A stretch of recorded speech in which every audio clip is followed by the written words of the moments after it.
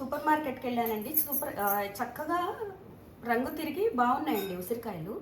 అందుకని ఏం చేశానంటే ఉసిరావకాయ అయిపోవచ్చింది, అందుకని మళ్ళీ పెట్టుకుందాం, ఈ సీజన్ కాకపోయినా పెట్టేద్దాం ఈ కాసుని అనుకున్నా.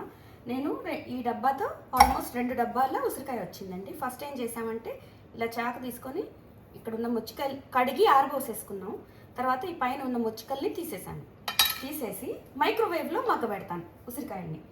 చూడండి కొలిచేసాను, ఇదిగోండి ఆల్రెడీ ఒక డబ్బా, ఇది 2 డబ్బాకి కాస్త తక్కువ ఉన్నాయండి. ఇవి వేసేసి చక్కగా దీనిలో కొంచెం నూనె వేసాను, ఇలా పైకి కిందకి కలిపేసి నీట్గా మూత పెట్టేసి మైక్రోవేవ్లో పెడతాను.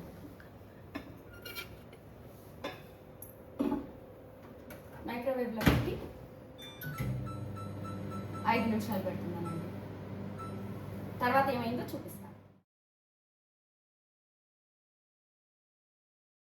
ఒక 3-4 స్పూన్స్ నూనె వేసి 5 మినిట్స్ మూత పెట్టి ఊరికే అట్లా టాస్ చేసి మగ్గబెట్టిన ఉసిరికాయలు చూడండి, ఇట్లా నొక్కంగానే ఎంత చక్కగా ఇట్లా ఓపెన్ అయిపోయినాయి. ఇదన్నమాట, దీన్ని మగ్గబెట్టడం అంటారు. విడిగా అయితే మీరు నూనె పెట్టి పైన వేసి దాని మీద నీళ్ళు వేసి ఈ గోలంతా, ఇది చాలా చాలా చాలా అంటే చాలా ఈజీ ప్రొసీజర్.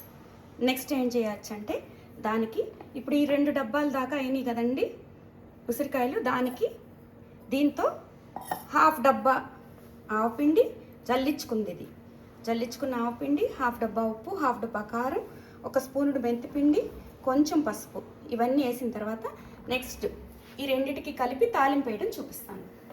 తాలింపు వేయడానికి నూనె కాగుతుందండి. నూనెలో చూడండి కావాల్సినన్ని ఆవాలు, ఇదంతా తక్కువ క్వాంటిటీ కాబట్టి అప్రాక్సిమేట్గా చేస్తున్నామండి. ఒక కాటన్ని ఎండుమిరపకాయలు,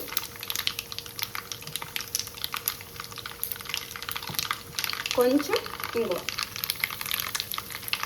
వేసేసి ఇది నూనె చల్లారాలండి. నూనె చల్లారిన తర్వాత మొత్తం కలిపేసి చూపించేస్తాను. ఓకే, కనిపిస్తున్నానా? సో ఇందులో ఏం చేసాం మనం, ఫస్ట్ నీట్గా కడిగి ముచ్చికలు తీసేసిన ఈ కాస్తంత 4 స్పూన్ల నూనె వేసి 2 డబ్బాలకి కొంచెం తక్కువగా ఉన్న ఉసిరికాయల్ని 5 మినిట్స్ మైక్రోవేవ్లో పెట్టాం. ఓకేనా? పెట్టిన తర్వాత తీస్తే ఇలా నొక్కి చూస్తే ఓపెన్ అయిపోయింది కదా. దానికి ఒక డబ్బా దానికి పావు డబ్బా ఉప్పు కారం, దానికి కాస్త తగ్గింది కాబట్టి ఇది కూడా కాస్త తగ్గించుకున్నాం. ఏమేంటివి? ఉప్పు, కారం, ఆవపిండి, కొంచెం మెంతిపిండి, కొంచెం పసుపు. ఓకేనా? అన్నీ కలిపి చక్కగా వేసి ముక్కలకి పట్టించేసుకున్నాం. కారం చాలా కారంగా ఉంది, పొరపాటున కూడా చేయి పెట్టకూడదు.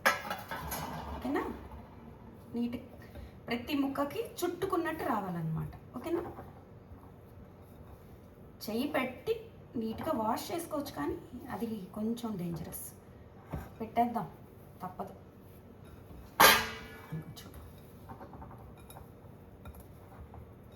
అట్లా నీట్గా ప్రతి ముక్కకి కాస్త నూనె వేసిన తర్వాత ఏమవుతుందంటే ఇట్లా ముక్కకి పట్టుకుంటుంది. దాని పక్కన ఏం చేసాము మనం, ఇది మునగా కావాల్సినంత నూనె, దానిలో ఆవాలు, ఎండుమిరపకాయలు, ఇంగువ వేసి తాలింపు వేసేసుకొని రెడీగా పెట్టుకున్నాం. నూనె కూడా చల్లారిపోయింది. ఓకేనా? ఇది ఇందులో వేసేస్తున్నా.